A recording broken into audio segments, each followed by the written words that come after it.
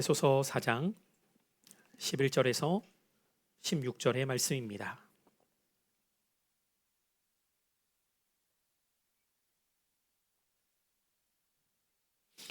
찾으셨으면 우리 한 목소리로 11절부터 함께 읽도록 합니다. 시작. 그가 어떤 사람은 사도로, 어떤 사람은 선지자로, 어떤 사람은 복음 전하는 자로, 어떤 사람은 목사와 교사로 삼으셨으니 이는 성도를 온전하게 하여 봉사의 일을 하게 하며 그리스도의 몸을 세우려 하심이라. 우리가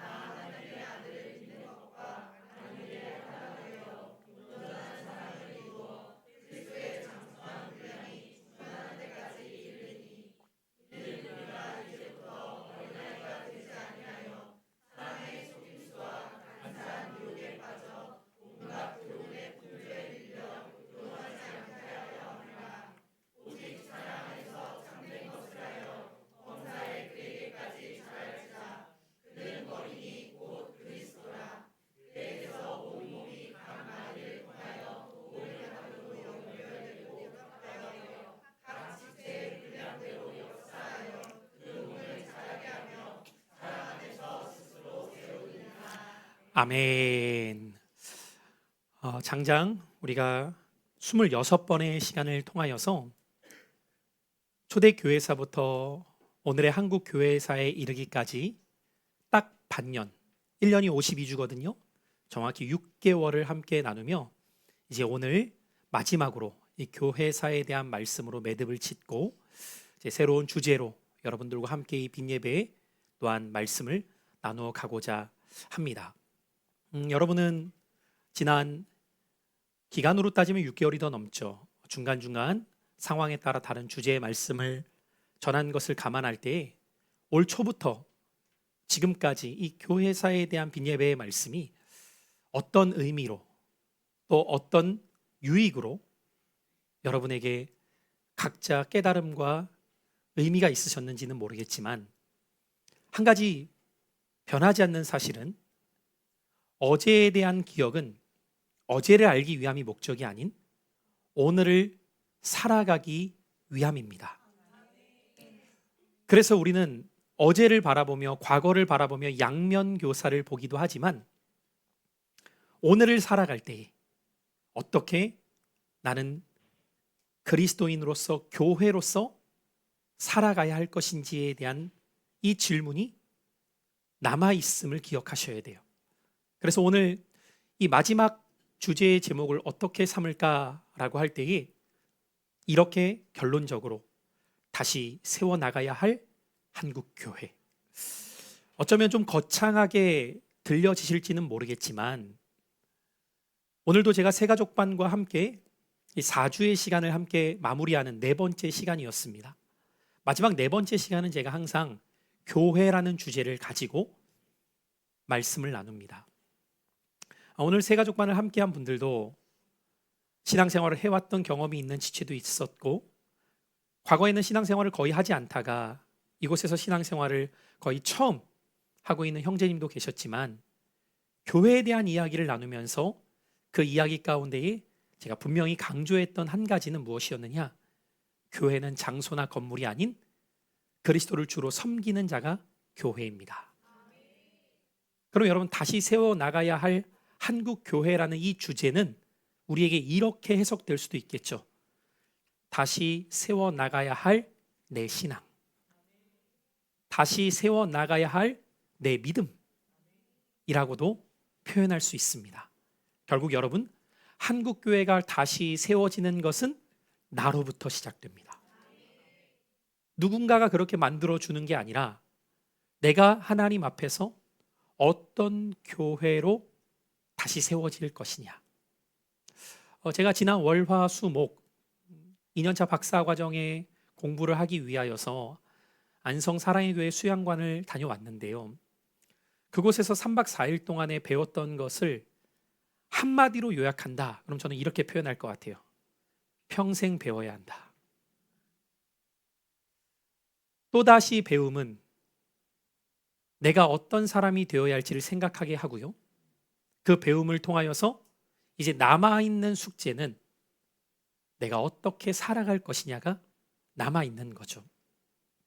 그것을 축약해서 여러분에게 적용해 본다면 이렇게 주일날 목사가 열심을 다해 준비한 말씀을 여러분과 나누는 이유는 그 말씀이 여러분에게 와 닿을 때에 이제는 여러분에게 남은 숙제가 있습니다. 이 한 주를 어떻게 살아낼 것인가. 그것은 목사가 대신할 수 없는 일이죠. 말씀을 해석하는 것 목사가 대신할 수 있어요. 말씀을 풀어 설명하는 것 목사가 대신할 수도 있겠죠. 어떻게 살아야 되는지를 구체적으로 적용하여 설명하는 것, 그 또한 목사가 할 수도 있을지 모릅니다. 그러나 각자의 삶을 살아가는 것, 그것은 목사가 할 수 없는 일이죠. 그래서 신앙생활은 정확합니다. 무엇이 정확하냐? 심는 대로 거두어집니다. 불변하는 진리입니다. 똑같은 크로노스의 시간이 주어지지만 그것을 어떻게 카이로스의 시간으로 전환해 갈 것이냐는 여러분에게 남겨진 몫이기 때문이죠. 이번에도 강의를 하시는 교수님이 그런 말씀을 하시더라고요. 한국 교회의 앞으로의 미래는 여기 계신 목사님들에게 달려 있습니다. 왜 그렇게 말씀하시는 걸까요? 이곳에서 배우고 이곳에서 깨달은 바를 어떻게 목회의 환경에서 적용해 가느냐는 그 교수님이 할 수 없는 일이기 때문이에요. 그분의 사명은 저와 같은 이들과 배움을 갖고자 하는 이들에게 조금 더 하나님의 뜻을 바로 알 수 있도록, 조금 더 올바른 목회를 해나가는 준비가 될 수 있도록 도와주는 역할이라면, 이제 그것이 목양지에서 목회지에서 잘 그것을 구현해내는 것, 실행하는 것은 각 사람에게 달려있지 않겠습니까? 얼마나 많은 목회자들이 한국교회에 있습니까? 여러분은 혹시 아십니까? 한국교회 목회자가 몇 명 정도 되시는지를? 지금은 수치를 제가 정확히 살피지 않은 지 몇 해가 지나겠지만 이전의 기억을 그래도 떠올려 보다면 한국교회 안에 있는 목회자만 10만 명이라고 평가를 합니다. 적지 않은 수죠. 10만 명이 한 곳에 모여서 한 교회를 해도 엄청 큰 교회입니다, 여러분. 그러지 않겠어요, 여러분? 누가 담임이 될지는 그 다음 문제고 10만 명을 한 교회에서 모여서 신앙생활해도 초대형 교회 아닙니까, 여러분? 근데 그들을 하나님은 전국으로 흩으셨어요. 왜 흩으셨을까요? 스포라, 복음의 씨앗이 되게 하셔서 디아스포라, 또 다른 흩어진 주의 백성들을 삼으사 disciples, 그들이 주님의 제자가 되도록 하기 위함이죠. 오늘 저는 한 사람이지만 우리 교회 공동체에 약 100여 명이 되는 성도님들, 여러분들에게 저는 주일마다 씨앗을 뿌립니다. 그 씨앗이 어떤 사람에게는 잘 심겨져 발하여 그 씨앗이 성장하여 열매를 맺는 성도가 있을 거고요. 그 씨앗이 발하지도 못한 채 골아 죽는 씨앗도 있겠죠. 그래서 목사가 바라는 간절한 기대와 소망이 있다면 이곳에서 뿌려진 씨앗이 여러분의 삶 가운데 발아되어 열매 맺는 겁니다. 오늘도 저에게는 참 감사하고 복된 주일입니다. 그 이유 중에 하나는 곳곳에서 씨앗이 발아하는 고백들을 목사에게 들려주기 때문입니다. 우리 오늘 조경렬 집사님이 일하고 있는 화목 매장에 손님으로 왔던 형제가 방문을 했어요. 커피를 마시러 방문을 했다가 사장님이 인상이 참 좋고 환대하는 느낌을 받아서 이분이 누구인가 궁금했던지 인스타를 쭉 살펴보았다는 거예요. 그런데 그 인스타에 화목 사장님이 교회에 대한 이야기를 많이 띄우더라는 거죠. 그래서 그걸 보고 이 형제는 서울역 근처에서 살아서 그곳에서 신앙생활을 하다가 이곳으로 올 초에 이사를 왔는데 여러 대형 교회를 중심으로 교회를 돌아다니면서 찾고 있었는데 정하지 못하고 있었던 거예요. 그러던 차에 자기가 먼저 DM을 보냈다는 거예요. 사장님, 어느 교회인지 제가 가보고 싶다는 표현을 한 거죠. 여차저차해서 오늘 오게 되었어요. 그리고 얘기를 나눠보니 저한테 이렇게 그 형제가 표현하더라고요. 사장님이 참 선한 영향력을 흘려보내는 것 같아요. 제가 얼마나 기쁘겠어요. 왜냐하면 조경렬 집사의 삶에 발아하고 있는 씨앗을 제가 보기 때문인 거죠. 그 모습을 볼 때 목사로서 참 기쁘고 감사하다는 생각을 갖게 되죠. 또 다른 곳에서의 오늘 또 씨앗이 발아하고 있는 모습들을 보게 됩니다. 새가족반을 함께 하고 있는 우리 윤정 권찰님의 남편이죠. 경제 성도님. 제가 새가족반을 하면서 말씀에 대한 중요성을 계속 강조하고 있고 집에서 읽으셔라. 꼭 읽고 저한테 말씀해 주셔라라고 했거든요. 제가 매주 체크했어요. 이번 주 어디 읽으셨냐? 읽으셨냐? 매주 체크를 하니까 적잖게 부담을 느끼잖아요. 그런데 저한테 오늘 이렇게 말씀하신 거예요. 목사님, 제가 화장실에서 용물을 보려고 하다가도 스마트폰으로 성경을 켜고 있더라고요. 참 귀하죠, 여러분? 많이 읽지는 못하더라도 킨다는 겁니다. 자, 그 얘기를 듣고 참 고맙기도 하면서 아직은 바라까지는 아니지만 씨앗이 심겨져 가고 있구나. 제 목표는 내년 4월 정도의 복귀인데 복귀 전까지 반드시 신앙생활을 해야겠구나라는 결심을 서게끔 하는 것이 목표예요. 그렇게 되면 교대 근무를 하더라도 예배 생활을 어떻게든 이어가고자 하는 마음을 가질 수 있을 것 같아서요. 또 하나의 씨앗이 오늘 발아있습니다. 저는 참 기뻤어요. 새가족반을 마치고 우리 경제 형제님이 커피를 잘 못 드신다고 해서 아내에게 줘야겠다고 이제 들고 나갔는데 가족들이 다 같이 들어오는 거예요. 목사님 드릴 말씀이 있어요. 그러면서 우리 윤정원 찰님이 무슨 얘기를 했을까요? 셋째를 선물로 주셨습니다. 할렐루야죠? 박수 한번 쳐주세요. 네, 우리 첫째도 4월생인데 둘째도 4월생입니다. 딱 1년이죠? 네, 지금 심장이 뛰는 소리를 듣고 왔대요. 우리 거의 제가 볼 때는 지금 동기들이 많아집니다. 내년에도. 이제 여러분 TO가 한 명이에요. 내년에 한 명을 더 채우면 우리 교회는 또 내년에도 4명을 감당합니다. 누가 4명을 감당할 네 번째 TO가 될지 굉장히 기대가 됩니다. 너무너무 기대가 돼요. 네, 놀랍죠, 여러분? 네, 여러분 영적인 바라만이 아니라 생명의 바라도 이 교회는 끊이지가 않아요. 얼마나 감사한지 몰라요. 너무너무 행복해요, 여러분. 근데 여러분 왜 그것이 제가 행복한지 아세요? 오늘 이 시대는 출산을 꺼리는 시대 속에 말씀의 가치 속에 자녀를 낳고자 하는 이 실제적인 생활로의 말씀의 발아가 각 가정에서도 이루어지기 때문이에요. 그러니까 똑같이 말씀을 들어도 어떤 사람은 난 안 돼, 못해 이렇게 반응하는 사람이 있는가 하면 물론 경제 형제님은 적잖이 당황하더라고요. 그러면서 우리 윤정건 찰님이 저한테 일렀어요. 제가 셋째를 말했는데 그렇게 기뻐하지 않더라고요. 되게 서운하더라고요. 저한테 그 서운함을 표출하면서 옆에서 경제 형제님은 되게 뻘쭘하게 그게 아니라 막 이렇게 이러면 하기 애매한 분위기가 목양실에 잠깐 있었어요. 네. 이러던 저러던 생명의 발화가 계속해서 이어지니까 정말 이러다가 누가 넷째를 끊을 것 같아서 너무너무 기대가 돼요. 너무너무 Amazing Grace. 놀라우신 하나님의 은혜예요, 여러분. 제가 우리 교회 공동체를 바라보면서 늘 기도하고 소망하며 지향하는 것, 복음으로 우리의 삶은 어떻게 다시 세워져 가고 있느냐. 지난 수요일에 저는 직접 듣지는 못했는데 이준석 목사님이 이곳에서 말씀을 전했어요. 그런데 전하고 나서 우리 아내 사모에게 그렇게 표현을 했다고 해요. 성목이 형은 참 좋을 것 같아. 이렇게 말씀에 반응하는 성도님들과 함께 신앙생활 할 수 있어서. 제가 그 얘기를 전해 듣고 그런 생각이 들었어요. 처음부터 그랬던 건 아니야.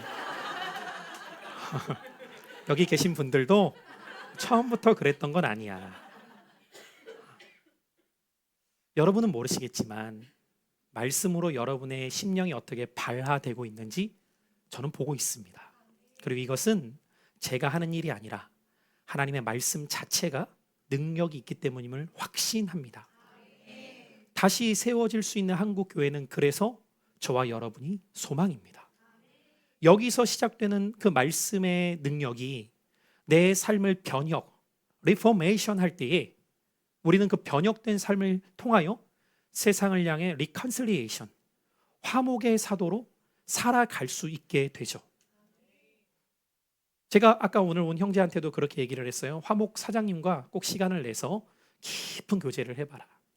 저분도 스토리가 많다. 주님, 다른 주님을 사랑했을 때부터 시작해서 많다. 거기서부터 어디까지 와야 되느냐? 지금 화목 매장을 하게 된 이유까지 올 거다. 여러분, 결국 복음이라고 하는 것은 강요나 억압이 아닙니다. 나를 변화시키지 못하는 복음은 복음이 아닙니다. 그러나 나를 진짜 복음이 변화시켰다면 그 복음은 나에게서 끝날 수가 없게 됩니다. 그래서 여러분, 세상에서 숨길 수 없는 것 중 하나가 무엇이냐면 희락입니다. 기쁨은 숨길 수가 없어요. 모든 사람이 우울해도 기쁨의 소식을 갖고 있는 사람은 거기에서 평안하고 기쁩니다. 왜 그럴까요? 그것은 빼앗을 수 없는 에이레네, 내 안에 있는 평강이기 때문이죠. 여러분은 어떻게 그 복음을 누리고 계십니까? 제가 이번에도 많은 목사님들과 함께 교제를 하는데 제가 참 감사했던 것 중에 하나는 무엇이었는지 아세요? 여러 목사님들이 저를 보면서 이렇게 표현해 주셨다는 거예요. 목사님은 정말 목회가 행복한 것 같아요. 여러분, 목사가 목사를 향해서 그렇게 표현한다는 것이 얼마나 큰 칭찬인지 여러분은 잘 모르실 수 있겠지만, 목사님은 정말 목회를 행복하게 하시는 것 같아요 라고 저한테 말씀을 해주시더라고요. 이분은 지금 삼일교회의 수석 부목사님이세요. 서울에 있는 큰 삼일교회. 근데 이분도 지금 이제 임지를 놓고 계속 기다리는 중이에요. 부임을 해야 되는데 쉽게 이제 임지가 결정되지 않는 속에서 많은 갈등들을 하고 계시는데, 같이 이렇게 제가 1년 전에 같은 방을 썼다가 깜짝 놀랐어요. 전 탱크가 지나가는 줄 알았어요. 코를 얼마나 고는지. 와, 제가 코를 좀 골아요. 괜찮아요. 그 말을 제가 실수였다 싶었어요. 보통 고는 게 아니에요, 정말. 그때 딱 한 번 같이 쓰고 조가 달라서 거의 1년 동안 교제를 못하다가 1년 만에 이번에 다시 만났는데, 이분하고 교제를 해보니까 그런 어떠한 고백 속에 저한테 말씀해 주신 거예요. 작년에도 목사님과 짧게 이야기를 나누면서 이 목사님은 참 건강하게 목회를 하시는 것 같다 느꼈는데, 이번에도 참 느끼면서 행복하게 목회를 하시는 것 같다라고 저한테 말씀을 해주실 때, 제가 그걸 억지로 보이려고 했을까요? 난 행복해, 난 행복해야 돼, 반드시 행복할 거야. 제가 막 이렇게 다짐하고 결의에 찼을까요? 아니요. 그래서 여러분, 복음과 은혜를 알면 알수록 힘이 들어갈까요? 힘이 빠질까요? 맞아요. 그전에는 힘을 움켜쥐거든요. 왜요? 나 이런 사람이라는 것을 자꾸 보여주고 싶고 드러내고 싶어요. 그게 인간의 욕망이거든요. 자기를 드러내고 싶은. 근데 은혜를 알면 알수록 힘이 빠지는 이유는 내가 한 게 하나도 없는 거예요. 돌아보면 내가 한 게 없어요. 그냥 주님이 어떻게 저렇게 하다 보니까 이렇게 이끌어 가심에 대해서 나는 감사할 뿐인 거죠. 감사할 뿐. 근데 여러분, 그 은혜는 전이 됩니다. 제가 그냥 감사하고 있을 때, 기뻐하고 있을 때에 옆에 있는 목사님들도 힘을 얻으시는 걸 보면서, 복음의 능력이라고 하는 것은 목사와 성도를 나누는 것이 아니라 모든 그리스도인에게 오늘의 실체가 되어야 하는구나. 그래서 여러분에게 제가 그런 말씀을 드리잖아요. 목사에게 월요일이 행복한 순간부터 불행한 것이다. 이해되시죠? 저는 주일이 제일 행복해요. 목사에게 월요일이 행복하다는 것은 나 이제 주일 지났어. 오늘이라도 쉴 수 있어. 얼마나 불행해요, 여러분. 마치 여러분으로 말하면 이제 내일은 직장 안 가도 돼. 똑같은 거잖아요. 제가 주일이 행복할 때 저는 확신하는 중에 하나는 무엇이냐면, 월요일에 여러분의 직장 생활은 월요병이나 괴로운 월요일이 아니라 힘있게 나아갈 삶의 사명의 자리로 나아가게 되는 거예요. 오늘 아침에도 제가 여러분과 말씀을 전할 기쁨에 제가 오늘 8시 반에 교회에 왔거든요. 말씀을 묵상하는데 그렇게 기쁜 거예요. 이 말씀을 오늘 우리 성도들하고, 저의 항상 고민은 뭐냐, 준비했던 원고를 지워나가는 거예요. 마지막 설교 주일날. 왜 이거 다 하면 시간 너무 많이 가. 지워야 돼. 이렇게 또 지워야 돼. 솔직한 고백은 오늘 결론을 못 내고 끝낸 거예요. 준비한 말씀들이 뒤에 또 있었는데 17절 18절 또 나누고 싶었는데 못 전했어요. 왜? 12시가 다 돼가는데 이걸 해야 되는데. 성찬식 여러분 모르시죠? 말씀을 힘있게 전해도 제 머릿속에서는 계산하고 있는 걸. 그런데 여러분, 이 복음을 전할 때 얼마나 제 안에서 하나님께서 주시는 그 감격과 은혜가 나를 기쁘게 하는지, 이거 놓치면 사실은 사역은 더 이상 기쁠 수 없는 거예요. 자, 이제 여러분에게 여쭤볼게요. 여러분 어떤 신앙생활 하고 계세요? 여러분은 그런 마음을 가지고 교회에 오세요? 오늘 내가 은혜를 받을 것과 하나님의 뜻을 알 것과 성도들과 은혜의 교제를 할 것이 막 기대가 되어서 눈이 떠지네, 이렇게 돼야 돼? 눈이 안 떠져. 막 어떻게 하든지 간에 너무너무 힘들어. 와서도 아무 기대가 없다. 그럼 여러분, 피곤한 것이 아니라 은혜에 대한 기대가 없는 거죠. 제가 오늘도 새가족반을 하면서 마음에 대한 부분을 조금 다루었는데, 시간이 없다는 것은 여러분 거짓말인 거죠.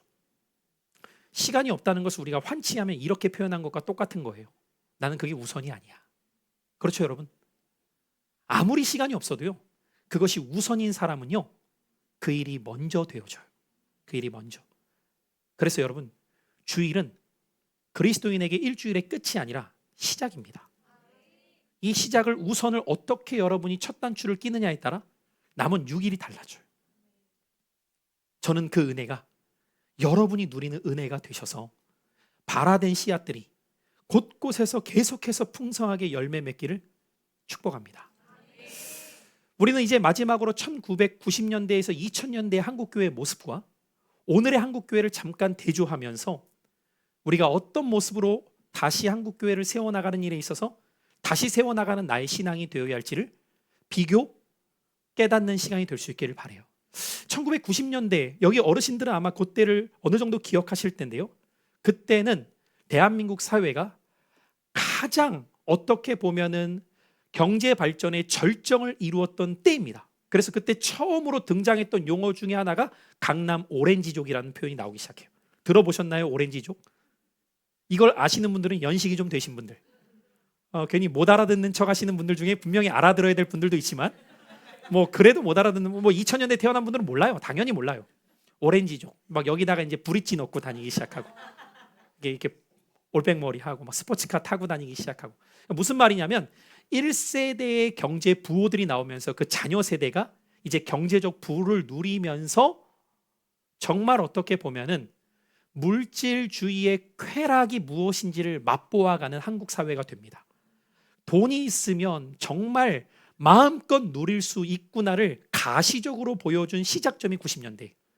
그러니까 1988이라고 하죠. 88 서울올림픽 아십니까? 저는 초등학교 입학한 나이입니다. 1988년 저는 초등학교를 입학했습니다. 물론 저희 때는 국민학교였습니다. 입학했던 그때에 대한민국은 처음으로 올림픽이라는 것을 개최하면서 전 세계의 대한민국을 알리는 신호탄을 쏩니다.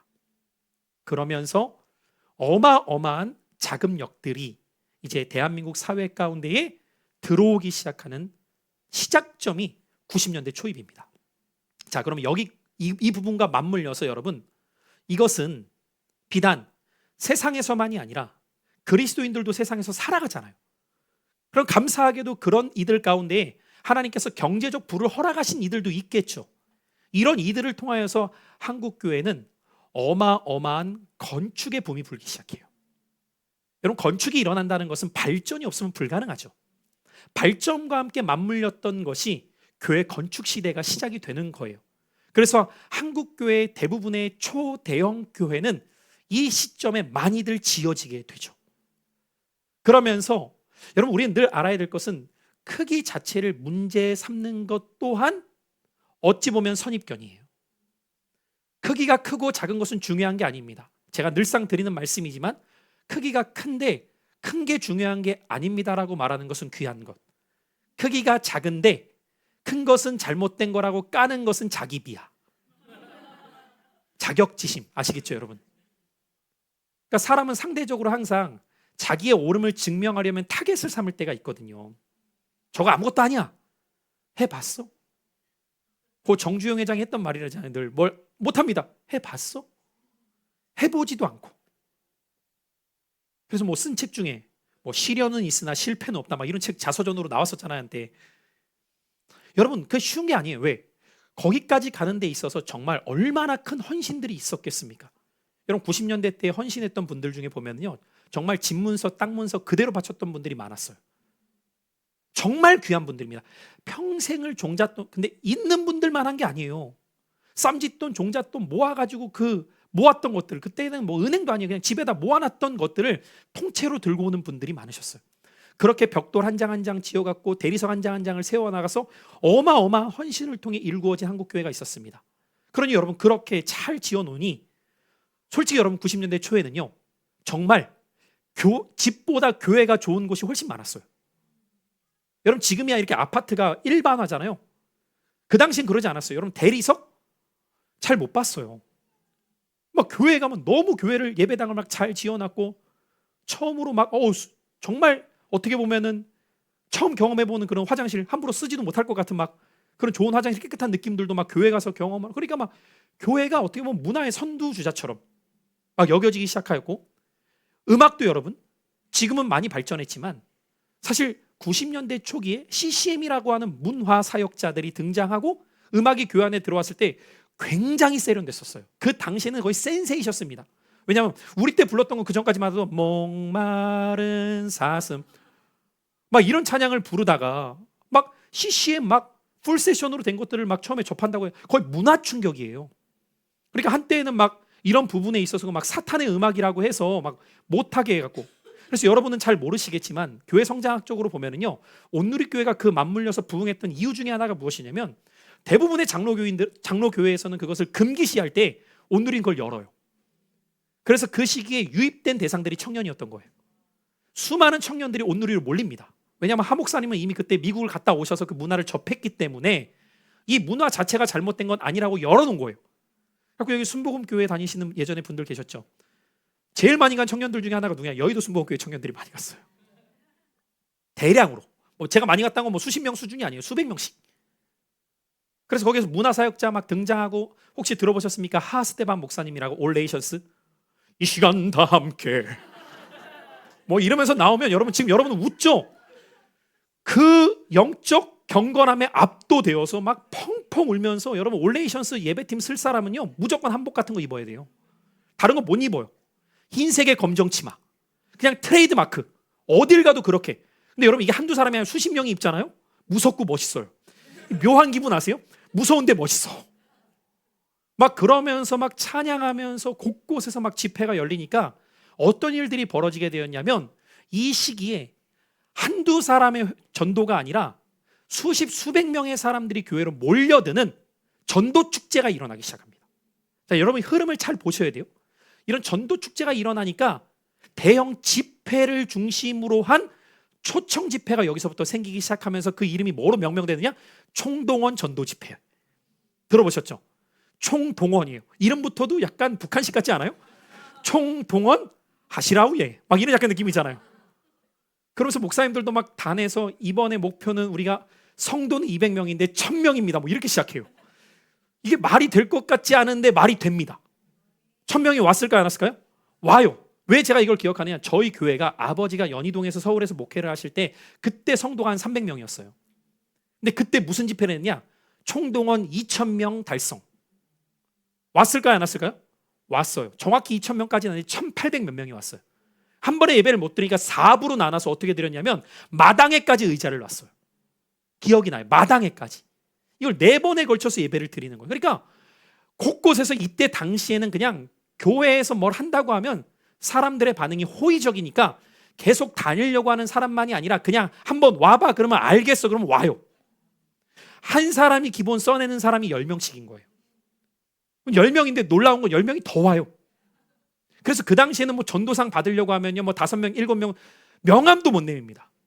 권사님 몇 명 오셨어요? 전 28명이요. 노력은 했는데 더 온 분이 있어요. 약간 이런 식이었어요, 여러분. 정말 상상이 안 되시죠, 여러분? 그렇게 말 물밀듯 몰려오면서 뭐가 되겠다라는 마음들을 교회마다 다 갖는 거죠. 여러분 보세요. 이 자체가 잘못된 건 아니죠. 근데 뭐가 잘못되기 시작했을까요? 모이는 게 전부가 되는 거예요. 자, 우리는 항상 의도와 본질에서 벗어난 것을 같이 보지 않으면 싸잡아서 욕해요. 여러분 많은 사람들 총동원 집회 어떤 분은 그 자체를 까요. 그런 거 하지 말아라. 왜 이벤트성 행사를 하느냐. 이렇게 말하는 분들을 보면 대부분 전도를 못해요. 정말이 제가 그냥 하는 말이 아니라 이분들은 제일 약한 게 전도야. 그러니까 자기를 변호하기 위해서 또 이런 말씀을 해. 아니 여러분 총동원 전도하는 건 잘못된 거예요? 하나님 기뻐하시는 거예요? 기뻐하시는 거죠. 한 영혼이 천하보다도 귀하다는데 총동원이면 어떻고 안 총동원이면 어때요? 어떻게 하든지 간에 영혼을 구원하는데 열정을 품는 걸 귀하게 봐주면 되는데, 문제는 어디에 있었느냐? 어느 순간부터 이게 많이 오면 그냥 대박이다라고 여겨지니까 그 다음부터 뭘 하기 시작하냐면 자꾸 뭘 걸기 시작합니다. 우리는 1등을 이번에 냉장고를 주겠다. 그러니까 여러분 냉장고가 그 당시에는 어마어마한 겁니다. 냉장고를 주겠다고 했더니 옆 교회에서 그 소식을 딱 듣는 순간 어떤 마음이 생길까요? 냉장고를 준대? 우린 세탁기. 이해되세요? 그게 어디까지 갔는지 아세요? 제가 예전에 기억할 때 이게 티코까지 갔습니다. 1등 하면 자동차를 주겠다. 티코를. 그 당시에 티코가 제가 알기로는 한 600만 원 이렇게 했어요. 대박인 거죠. 전도상 1등 하면 티코 받는 거예요. 티코. 그럼 여러분, 그 다음부터는 이 사람이 묵상을 티코를 해요. 주님을 하는 게 아니라. 지나다닐 때마다 티코를 보면 저건 내 거야. 이런 마음을 가지고 사돈의 팔촌의 이웃의 무슨 수를 동원하더라도 어떻게 돼요? 복음을 전하고 예수를 믿게 하려고 하는 게 아니라 어떻게 말이 바뀌어요? 한 번만 와봐. 한 번만 오면 돼. 이해돼요, 여러분? 이게 여기서부터 여러분 교회들이 점차적으로 본질은 사라진 채 목적만 남는 거예요. 예수님이 목적이 되어야 되는데 티코가 목적이 되고, 예수님이 목적이 되어야 되는데 냉장고가 목적이 되고, 물론 여러분 모든 사람들이 그랬다는 건 아니에요. 그 중에서도 정말 상품을 타든 말든 그것과 상관없이 한 영혼이라도 구원하려고 하는 간절함을 가진 분들이 분명히 계시죠.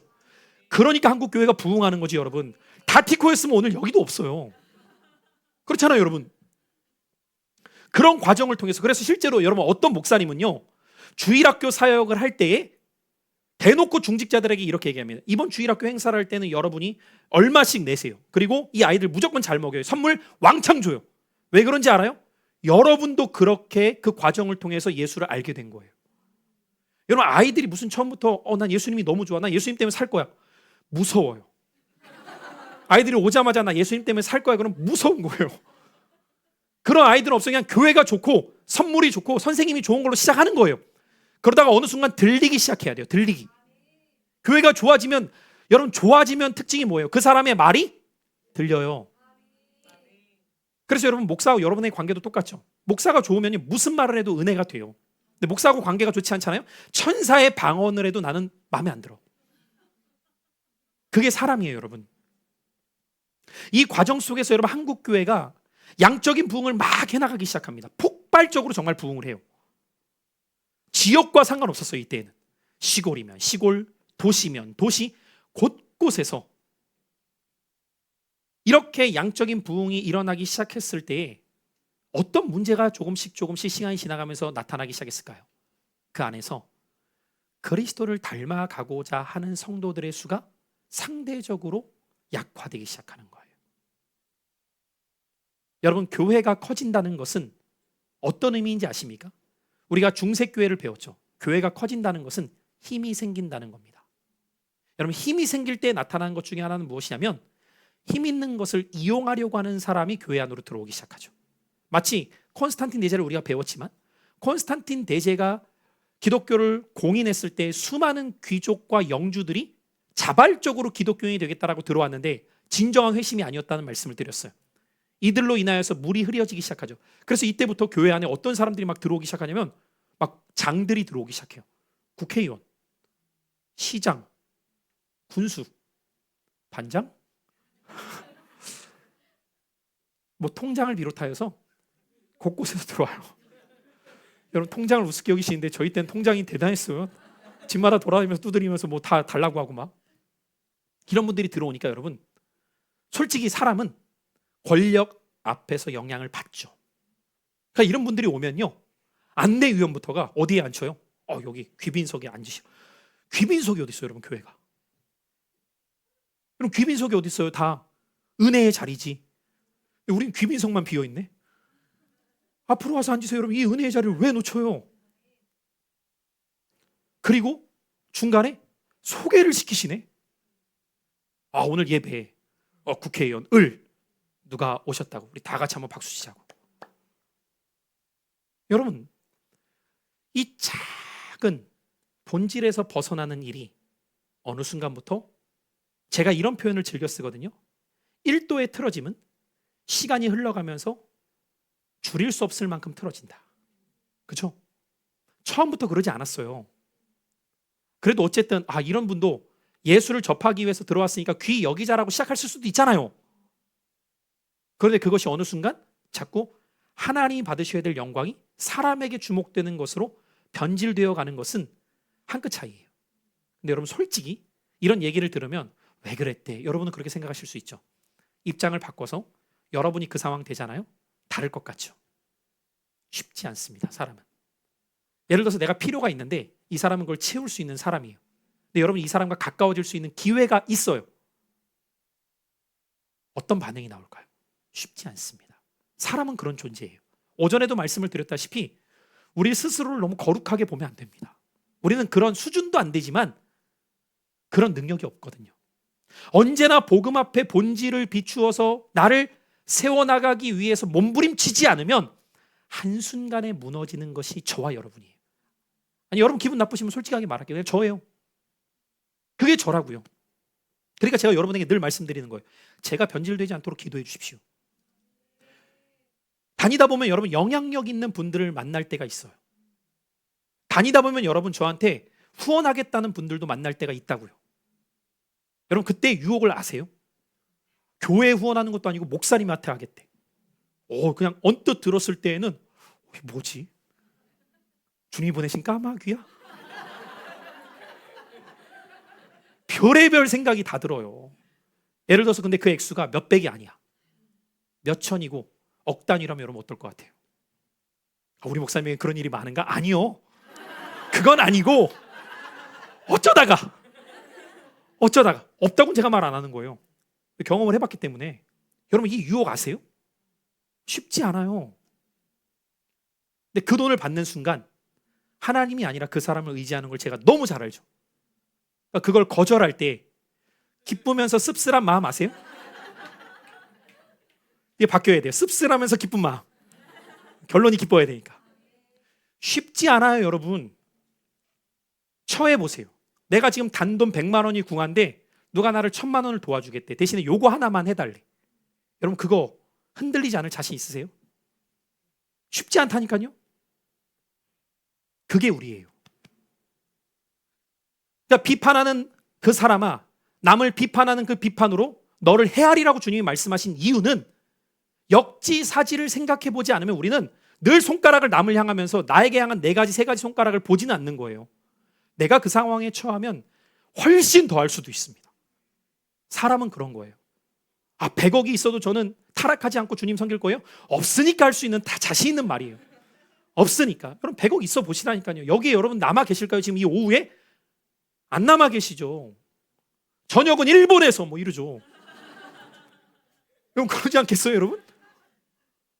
여러분이라고 다를 것 같죠? 사람이 그렇게 자기 자신을 지킬 수 있는 그러한 능력이 없어요. 그래서 여러분, 우리는 끊임없이 이 교회의 변질 과정 속에 무엇을 오늘 붙잡아야 되냐? 같이 한번 따라해 볼까요? 그리스도를 닮아가는 일에 집중하는 교회. 저는 우리 교회가 그런 교회가 되길 바랍니다. 우리 교회가 수가 적었으면 좋겠습니까? 많았으면 좋겠습니까가 질문이 아니라 우리 교회 안에서 그리스도를 닮아가기 위해 몸부림치는 성도들이 많았으면 좋겠습니다. 그게 저의 대답이에요.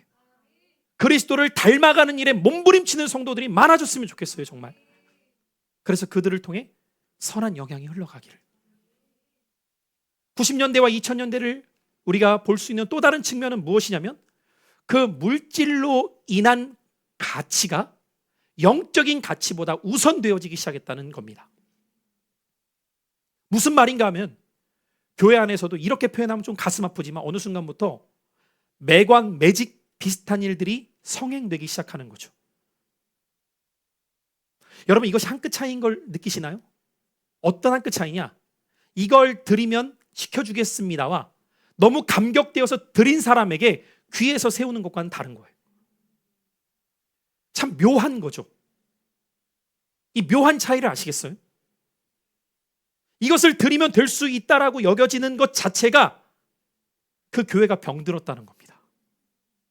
근데 사람은 기가 막혀요. 그걸 느낍니다.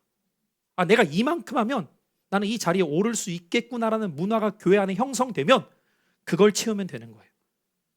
그러나 내가 이 교회 공동체 안에서는 그런 것이 주가 아니라 정말 그리스도를 닮아감으로 그리스도를 사랑하는 마음 가운데 이 공동체를 향해 책임을 다하고 싶어서 무엇인가를 행했을 때 그 모습 또한 영적인 기록 가운데 느끼게 되죠. 저는 어저께 우리 청년들한테도 말씀을 전하면서 8월 달에는 교회 행사 때문에 말씀을 전할 시간이 없었어서 9월 달에 전했는데 오랜만에 전해서 너무 흥분했는지 설교를 1시간 했어요. 제가 어저께 청년들 미안하다 야 하다 보니까 1시간이다 야. 근데 우리 청년들한테 은혜를 나누면서 제가 뭐라고 권면했느냐? 청년의 때 하나님의 은혜와 공동체 안에서의 풍성함을 누리는 것처럼 더불어서 너희들이 이 교회 공동체를 위해 책임을 다해야 될 몫이 무엇인가를 질문하고 감당할 수 있는 청년의 때가 되라고 권면했어요. 여러분, 우리는 하나의 공동체를 지켜나감에 있어서 과연 나는 어떤 책임을 감당하는 삶이 되어야 할 것인가를 고민하지 않으면 그 교회 공동체는 무너질 수밖에 없죠. 여러분, 오늘 목회 칼럼을 읽어보신 분들은 느끼실 겁니다. 책임이라고 하는 주제를 가지고 제가 목회 칼럼을 좀 썼는데, 오늘 이 시대의 한국교회의 참 문제 중에 하나는 무엇이냐면 그 책임이 갈수록 약화되어져 가고 있다는 거죠. 누군가는 할 거야. 근데 여러분 생각해 보십시오. 이 교회 공동체 안에서 우리가 영적인 은혜를 누리며 공동체의 은혜를 누리기 위해서는 지켜지고 유지되어야 될 많은 일들이 있습니다. 그리고 그 일들이 이루어지기 위해서는 이 자리에 있는 여러분 각자의 사람들이 각자의 몫을 감당해야 됩니다. 제가 이번 주에 그 박사과정을 갔을 때 여러 목사님들과 교제를 하는데 한 목사님이 이런 이야기를 하는 거예요. 그런데 목사님, 참 신기한 건 뭐냐면요, 헌신을 하는 성도들만 헌신을 하는 것 같아요. 그래서 어떤 말씀을 하시냐면, 이 교회도 중대형 교회예요. 근데 이분이 한 1년 전에 담임 목사로 위임이 됐거든요. 그래서 교회를 이렇게 분위기를 바꿔가니까 여러분, 목회자가 또 새롭게 젊은 사람으로 바뀌면 이렇게 새로운 영혼들이 오기도 하잖아요. 그래서 이 교회가 자기가 목회를 한 다음에 한 100명 정도가 는 거예요. 얼마나 감사해요. 물론 1000명이 넘는 교회지만 100명 정도가 는 거예요. 이렇게 나갔던 사람도 들어오고. 근데 이 목사님이 그 다음 말이 재밌어요. 근데 목사님, 재정은 똑같아요. 이해되세요, 여러분? 100명은 늘었는데 재정은 똑같은 거예요. 헌신이 없다는 거죠. 사실 이 교회만이 아닙니다. 많은 경우가 그렇습니다. 대부분의 사람들은 자신들이 그곳에서 무엇을 얻고 누릴 수 있을까는 생각하면서 내가 이 공동체 안에서 어떻게 섬기며 어떻게 책임을 다할까에 대해서는 고민하지 않습니다. 그래서 저는 주님의 교회를 오이코스, 집으로 비유하는 걸 참 좋아하는 이유가 거기에 있어요. 여러분, 우리는 가정 공동체라고 믿음의 공동체를 이야기하잖아요. 여러분, 어린 신앙에 있어서는 요구하지 않아요. 여러분, 자녀가 지금 돌도 안 됐는데 예를 들어서 이내 보고 가서 월급 받아와. 이상하잖아요, 여러분. 그럴 사람 없어요. 근데 경렬 집사가 집에서 젖병 빨고 있어. 생각만 해도 상상하지 마세요. 순간 상상하려고 하는 눈빛이 3명 보였어. 괴로운 거 아니에요, 여러분? 누가 제일 괴로울까요? 어려워요. 제가 괴로운 거 아니에요, 여러분. 누가 괴로워요? 예별 집사님이 기도원 올라가야죠. 그러지 않겠어요? 책임을 다할 때가 아름다운 거지. 책임을 감당해야 되는데 젖을 빨고 있어. 그게 고린도 교회의 성도들의 모습이었다라고 고린도전서 2장에 기록되어져 있잖아요. 너희가 벌써 밥을 먹고 책임을 감당해야 될 때인데 여전히 젖 먹고 있구나. 안타까운 거예요. 여러분, 우리가 교회 공동체 안에 있을 때 이 영적인 책임뿐만 아니라 교회 공동체를 유지시켜야 될 우리의 신앙에 있어서의 각자의 책임들을 잘 감당함으로 우리 교회가 또 하나님이 기뻐하시는 일들을 펼쳐나가는 교회 공동체가 될 수 있기를 바랍니다. 그런데 여러분, 이것이 어떤 한 사람의 독단적인 일이 되면 교회는 병들게 된다는 거예요. 이것이 90년대에서 2000년대로 넘어올 때 어떤 일이 벌어지냐면 갑자기 거부가 된, 소위 졸부라고 표현하는 경우들이 있죠. 막 갑자기 지역이 개발되면서 많은 땅을 갖고 있다가 일확천금을 얻게 된 사람들, 뭐 이런 분들이 맨날 서민처럼 지내다가 갑자기 몇십억, 막 100억이 넘는 돈을 여러분 움켜졌다고 생각을 해보세요. 이런 것도 문제가 돼요. 왜? 그것을 프로세싱을 통해서 발전한 게 아니라 갑자기 주어지니까 잘못되게 사용하는 거죠. 마치 내가 그동안 서름받고 억눌렸던 것을 이걸로 과시하고 싶어지는 마음이 생기게 되는 거죠. 그러니까 교회에다가 예를 들어서 10억을 딱 드린 다음에 이제부터 내가 말하는 대로 움직여주기를 원하는 거예요. 여러분, 그래서 제가 일전에 여러분에게 말씀드렸잖아요. 일전에 제가 교제했던 목사님은 어떤 한 장소를 부유한 장로님께서 무료로 렌탈을 했어요. 교회가 장소가 강남이에요. 여러분, 렌탈비만 하더라도 얼마나 비싸겠냐고요. 그리고 제가 목사님한테 그랬거든요. 야, 목사님, 그래도 그 비싼 렌탈비 내지 않고 사용하니까 좋으시겠어요. 이 목사님 대답은 전혀 반대였어요. 전 지금 빨리 이전할 곳을 찾고 있습니다. 그러면서 이렇게 말씀하세요. 교회가 무상으로 쓰니까 성도들이 헌금을 안 합니다. 그럼 여러분, 어떤 일이 벌어지는지 아세요? 자립심이 없어요. 그 교회 공동체 안에 책임질 줄 아는 사람이 안 나오는 거죠. 한 사람에 의하니까. 그래서 제일 힘든 목회가 어떤 목회인지 아세요? 한 사람이 교회 졌다예요. 이해되세요, 여러분? 어떤 한 사람이 교회를 진 거예요. 그러면 그 교회는 언제까지 힘드냐? 그분 천국 갈 때까지 힘듭니다. 우스갯소리 같지만 정말이에요, 여러분. 전 집회를 다녀보잖아요. 이 교회는 이분의 헌신에 의해서, 그럼 천국 갈 때까지 그 얘기해 드려야 돼요. 그걸 안 하면 섭섭해. 누가 새로 올 때는 잘 오셨어요. 이 교회는 이 권사님, 이 장로님. 그럼 다 누구를 볼까요? 목사님을 보는 게 아니라 이분을 보고 있어요. 여러분, 그런 교회가 건강한 교회라고 말할 수 있을까요? 절대 불가능하죠. 그래서 저는 그런 한 분이 없음에 아쉽지만 감사합니다. 아쉽지만 감사해요. 왜? 만약에 어떤 한 사람에 의해서 이 교회를 도네이션해서 예를 들어서 한 분이 한 10억 내갖고 이 교회를 얻고 우리가 다 했다. 그럼 만약 그분이 여기 앉아있어. 손주 집사님 앉아있을 때. 무슨 말을 하더라도 이분이 혹시 또 맘 상해하는 거 아니야? 성향상 그러지도 않지만 전 다시 개척을 하겠지만 성향상 그럴 사람도 아니긴 하지만 그래도 사람인지라. 그럼 뭐라고 말할 때 이 사람이 찔리면 이 사람 안 보고 하겠죠. 이렇게. 여기를 못 보는 거예요. 여러분, 이게 별거 아닌 것 같지만 뼈 있는 말입니다. 여러분, 각 사람이 과연 나는 어떤 책임을 이 교회 공동체를 향해서 감당하려고 하는가? 그때 교회 공동체는 건강해집니다. 왜 그런지 아십니까, 여러분? 책임을 다하는 사람이 같이 한번 따라해 보실까요? 거룩한 애착심도 생깁니다. 솔직히 여러분 보세요. 내가 거기에 시간을 쏟지 않고 물질을 쏟지 않는 사람 치고 거기에 애착심을 갖는 사람은 불가능해요. 우리 삶 자체가 그렇습니다. 내가 거기에 시간을 들이고 내가 거기에 물질을 들이는 것은 왜 그런지 아세요? 그것을 애착하기 때문이에요. 그리고 그것이 건강한 방향으로의 애착심이 딱 교회와 맞물리게 되면은 어떤 현상이 일어나느냐? 포기할 수 없는 내 교회가 되는 겁니다. 포기할 수 없는 내 교회. 그것을 주장하라는 의미에서 내 교회를 말하는 것이 아니죠.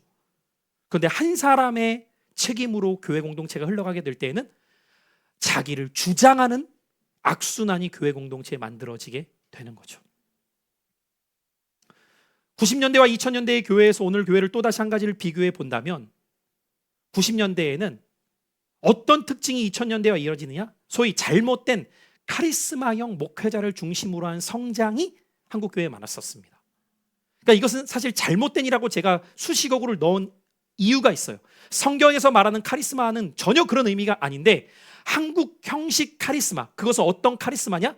조직의 오너 형태의 카리스마가 90년대, 2000년대의 교회 성장에 영향을 끼친 것이 부인할 수 없는 사실입니다. 여러분, 이 한국 사람의 좀 독특한 민족성 중에 하나는 무엇이냐면요, 강하게 끌어주는 사람 앞에서 뭔가 영향을 받아요.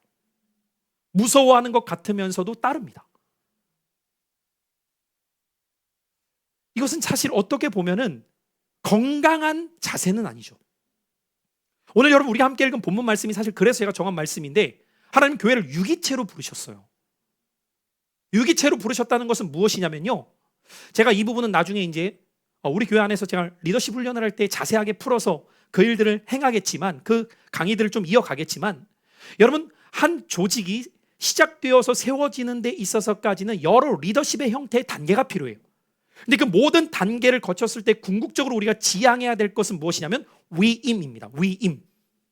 그 사람이 그 일을 잘할 수 있도록 맡기고 신뢰하고 기다려주는 거거든요.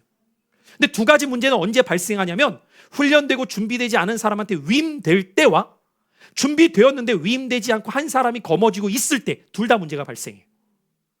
그러니까 저는 우리 교회를 생각할 때 어떤 그림을 갖고 기도하면서 준비해 나가고 있느냐, 하나님, 한 성도 한 성도를 잘 준비시켜서 이제 우리 교회가 한 단계 더 성장할 수 있도록 위임되는 일들이 일어나기를 기도하고 있는 거예요.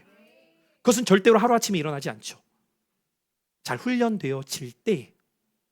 그래서 저는 내년에 준비하고 있는 프로그램 중에 하나가 리더십 훈련이에요. 이 부분을 어떻게 우리 교회에 잘 준비해서 정말 우리 교회 공동체를 건강하게 세워나가야 될 일들을 교육시키고 훈련시키고 함께 성장해 나갈 것인가. 그래서 여러분, 이 부분에 있어서 한국교회에 지대한 공헌을 끼친 목사님이 생기셨죠. 그분이 바로 오카는 목사님. 평신도를 깨운다. 제자훈련이었습니다. 이때까지만 하더라도 한 사람에 집중되었던 사역의 위주가 아니, 사역자들만이 아니라 모든 성도들을 하나님은 하나님의 사명을 감당할 부르심의 자리로 초청하셨다라고 해서 제자 훈련을 시작하셨죠. 그리고 30년의 제자 훈련을 통해서 모든 좋은 열매만 나온 것은 아니에요. 항상 그렇지만 알곡이 있으면 가라지도 있기 때문에. 그런데 그분의 영향을 받았던 많은 분들이 교역자 중에서도 정말 한국교회에 선한 영향을 끼치는 많은 목회자, 대표적인 제자 중에 하나가 이찬수 목사님 아니에요? 오카는 목사님의 제자로서 그 훈련을 잘 감당하고 또 잘 배워서 지금 목회를 건강하게 펼치고 계시죠. 성도들 가운데에도 드러나지 않지만 부지기수로 많습니다. 제가 연대에서 대학원을 공부할 때 저희 교수님 중에 한 분이 그 교회였어요. 서우경 교수님이라고. 이분은 철저한 불교신자였어요. 철저한 불교신자인데 하나님은 특별한 방법으로 이분을 회심케 하셨는데 환상으로 보여주신 거예요. 난 네가 핍박하는 예수다라는 환상을 직접 스티그마를 경험한 겁니다. 그래서 두려움 가운데에서 이분이 자기 발로 교회를 갔는데 그게 사랑의 교회였던 거예요. 그래서 거기에서 훈련을 받고 이분이 완전히 신실한 그리스도인이 되어서 예전에 새롭게 하소서에도 출연하셨고 여러 이렇게 사역들을 감당하시는, 그러면서 그분이 하시는 말씀이 그거예요. 자신이 그때 그 배웠던 훈련이 자신이 이 역할을 하면서 무엇을 잃지 않게 하느냐? 소명의식을 잃지 않게 한다. 나는 대학 교수로 활동하고 있지만 이것이 나의 주 전공이 아니라 나는 하나님의 영광을 위해 살아가는 것이 내 주 전공 소명이다. 그럼 그 부르심을 어떻게 사명 가운데 감당할 것이냐? 나는 그리스도의 향기를 티칭을 통해 드러낼 것이다. 얼마나 멋져요, 여러분. 그런 부르심의 소명 가운데 각자의 영역에서 감당하는 성도들이 나올 때 그 교회가 파워풀해지기 시작하죠. 제가 여러분에게 종종 말씀드리잖아요. 교회에서는 목사의 지도를 여러분이 받으셔야 되지만 여러분이 일터로 나가고 세상으로 나가는 순간 저는 그 어떠한 지도도 여러분에게 할 자격이 없는 사람이에요. 왜? 그 삶은 여러분이 저보다 전문성을 가지니까. 오히려 그 영역에 대해서 제가 여러분에게 물어서 배워야 될 일들도 많을 거예요. 아, 그렇군요. 그 영역은 또 그렇게 일하고 계시는군요. 저도 새롭게 알게 되었습니다. 제가 배워야죠. 그럼 한 가지 우리 모두의 공통점 무엇이냐? 부르심에 대한 목적의식은 잃지 말아야죠. 그것이 어디에서 드러나게 된다고요? 여러분, 각 사람이 하나님이 부르신 리더라는 의식을 잃지 않아야 돼요. 그럼 우리는 영원히 팔로우로만 끝난다고요. 그냥 누가 오라고 하면 오고 가라고 하면 가. 여러분, 우리는 그렇게 부름받은 자들이 아니잖아요. 왜 제가 하나님의 말씀을 전할 때에도 여러분에게 나에게 주신 음성을 붙잡으라고 하죠? 기록된 말씀을 풀어서 설명할 수는 있지만 그것이 여러분의 삶 가운데서 부르심에 연결되는 것은 나에게 깨닫게 하시는 은혜여야 되거든요. 그게 없으면 여기서 좋았고 아멘하고 끝나요. 아무 일이 안 일어나요. 여러분의 가정에서, 여러분의 일터에서, 여러분의 직장에서 어떻게 그 부르심이 실제화될 것인가에 대한 몸부림을 하나님께 물어야죠. 그리고 디렉션, 방향이 결정될 때 주저하지 않고 걸어갈 수 있는 용기, 그것을 영적 임계점이라고 말한단 말이에요. 아무것도 보이지 않는 것 같지만 하나님의 일하시는 시간, 이걸 신뢰할 수 있는 것이 우리의 삶이란 말이죠. 그럼 여러분, 우리가 90년대, 2000년대를 답습하지 않고 오늘의 한국교회를 다시 세워가려면 어떻게 해야 돼요? 나의 부르심을 내가 붙잡고 교회 공동체와 세상을 향해 쓰임받을 수 있도록 내가 성장해 가야죠. 내 리더십을 개발해야죠. 그 안에서 우리 함께 걸어가는 거죠. 마지막 한 가지만 더 말씀드릴게요. 90년대와 2000년대가 이렇게 급성장하면서 한국교회에 두드러지게 나타난 큰 문제는 무엇이냐? 바로 도덕성의 결여 문제입니다. 능력만 있으면 되는 것처럼 보이는 거예요. 여러분, 이 가장 큰 문제가 어디에서 발단되기 시작했느냐? 안타깝게도 목회자들입니다. 그렇죠, 여러분? 말씀을 잘 전하는 것 좋고 귀한 일이죠. 어떤 특별한 은사가 있는 것 놀라운 일 아닙니까? 여러분, 솔직히 말해서 오늘 예를 들어서 우리 성도 하나가 너무 아파. 걱정하지 말라고 앉아보라고 제가 기도했는데 바로 나아요. 저를 보는 눈빛이 달라질걸요? 솔직히 그렇지 않겠어요, 여러분? 여러분이 어떤 삶에 문제가 있는데 이렇게 해보라고 제가 권면했는데 그렇게 하니까 해결됐어. 그 다음 주에 그냥 은혜가 될걸요, 여러분? 목사님이 이제 무슨 말씀을 하시나? 여러분, 그러지 않겠어요? 여러분, 실제로 한국교회 가운데 하나님께서 신유의 은사를 비롯하여서 병고침의 은사와 능력의 은사와 방언의 은사와 예언의 은사와 영분별의 은사와 얼마나 다양한 은사들을 다양한 사역자들에게 부어주셨는지 몰라요. 그런데 어디에서 문제가 생겼느냐? 은사에서 문제가 생긴 것이 아니라 신의 성품에 참여하지 못한 그의 영적 도덕성의 결여가 생긴 겁니다. 왜 그럴까요, 여러분? 그들 안에 영적 교만이 들어온 거죠. 처음부터 그런 사람 없어요, 여러분. 그 은사를 부어주시기까지 그가 하나님 앞에서 얼마나 매달리면서 몸부림쳤겠냐고요. 그런데 여러분, 이것이 시몬의 영이 들어가 버리는 거예요. 사도행전 8장에 있는 시몬의 영이 들어가 버리는 거예요. 그러니까 교만해져요. 내가 한 것처럼. 어느 순간 하나님과 동등됨으로 여겨요, 자기를. 그럼 어떻게 되느냐? 여러분, 저는 분명히 말씀드리지만 이것은 스타일의 문제라고 저는 보지 않습니다. 비인격적으로 표현하는 목회자를 볼 때 여러분 걸러가시면 돼요. 강단에서 예를 들어서 이건 주님도 이해하실 거다라면서 막 욕짓거리를 하거나 비인격적으로 이리 와봐 저리 가봐. 아니요, 여러분. 성령은 인격의 영이십니다. 근데 그게 권위라고요? 그런 권위를 따라가는 바에는 말씀을 더 집중해 보세요.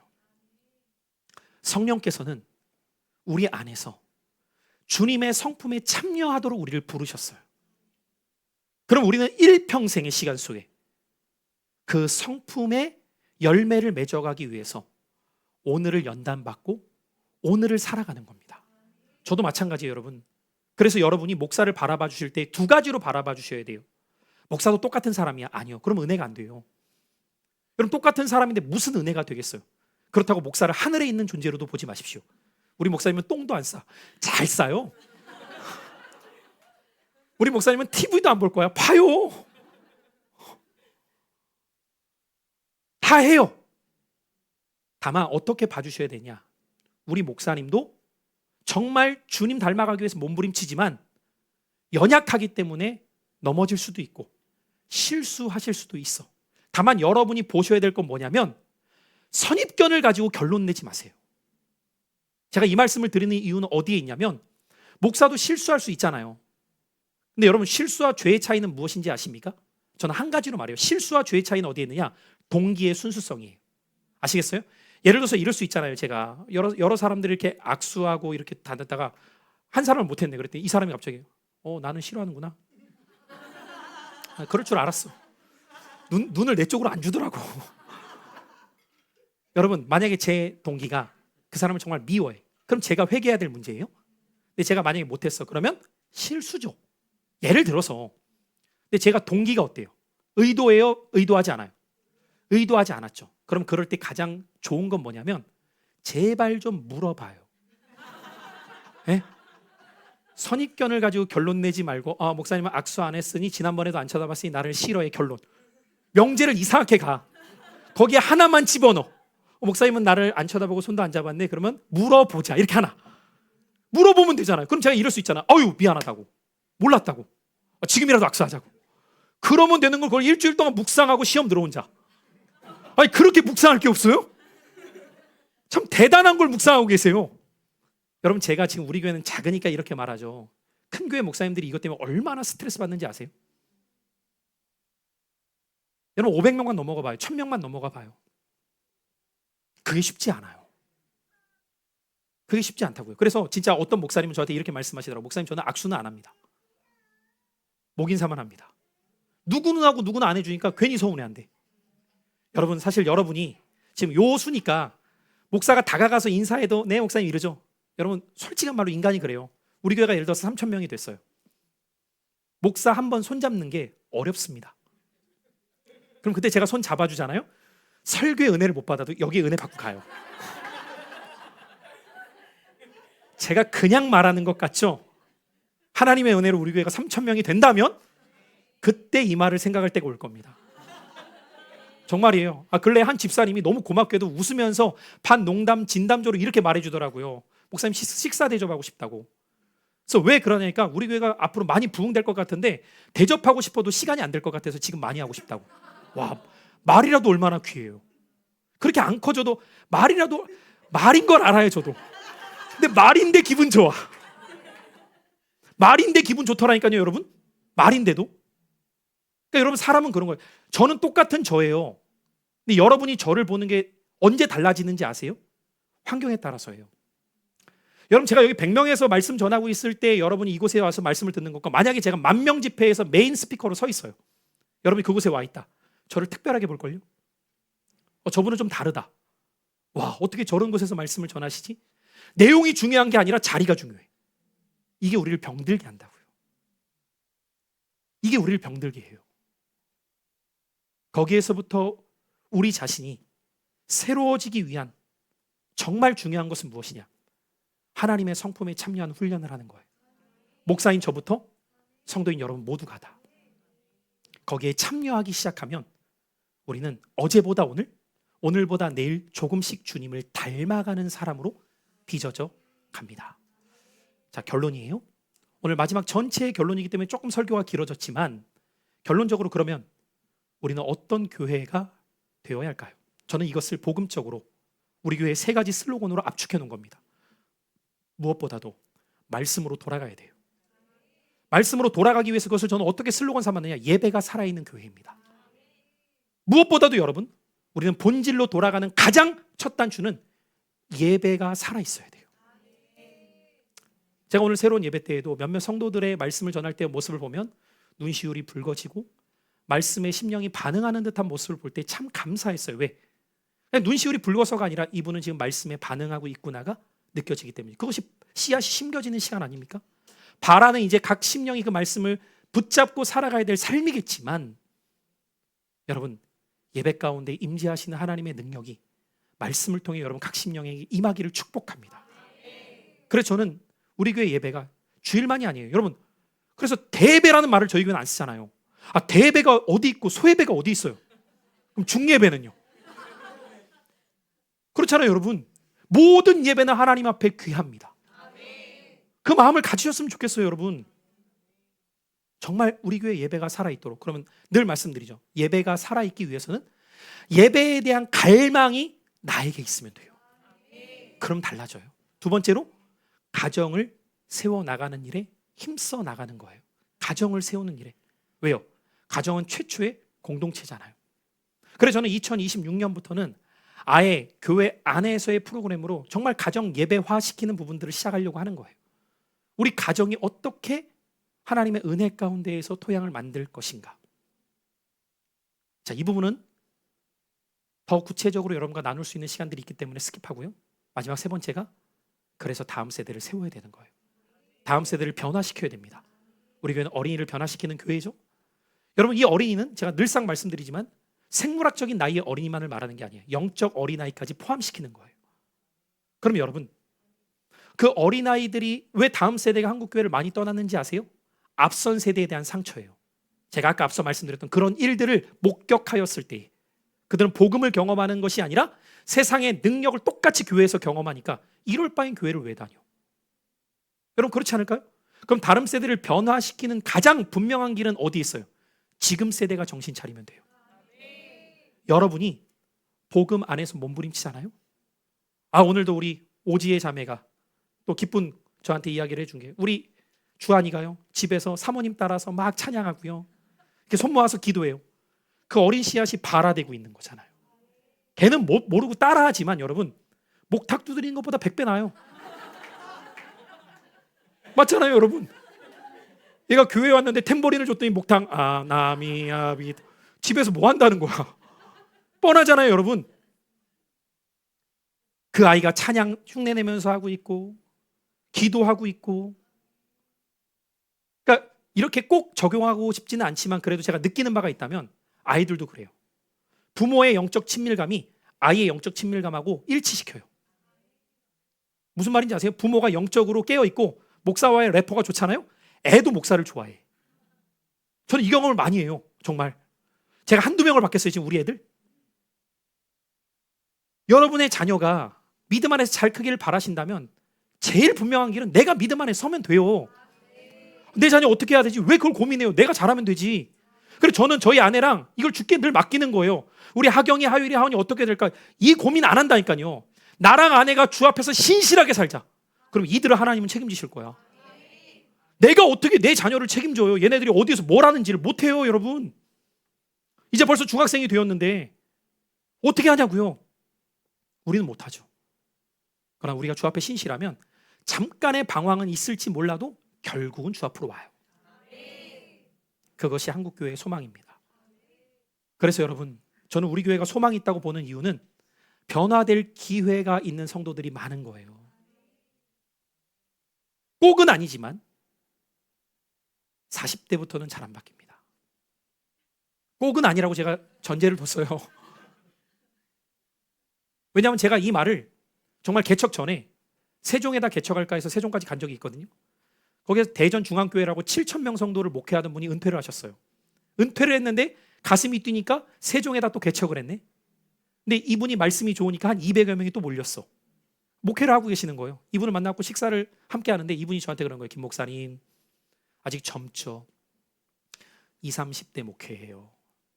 그래서 그 다음 하시는 말씀이 뭐였느냐? 자기는 7,000명 목회할 때보다 지금이 더 행복해요. 왜냐? 그들은 아멘하고 살겠다고 하는데 똑같이 살아가요.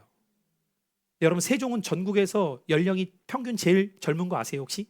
그때 당시가 28.7세였어요. 세종 전체의 평균 나이가. 대박이죠.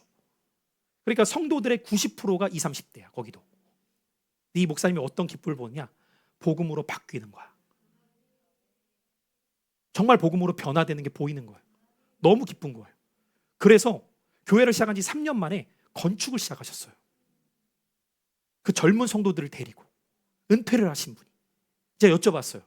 목사님, 이제 은퇴까지 하셨는데 힘들게 건축을 왜 또 하세요? 그랬더니 참 이분이 진짜 목회자구나. 제가 뭘 느꼈냐면 다음에 올 목회자를 위해서 제가 길을 닦습니다. 멋지잖아요. 내가 목회하기 위함이 아니라 난 그만해도 돼 이제 은퇴까지 했는데.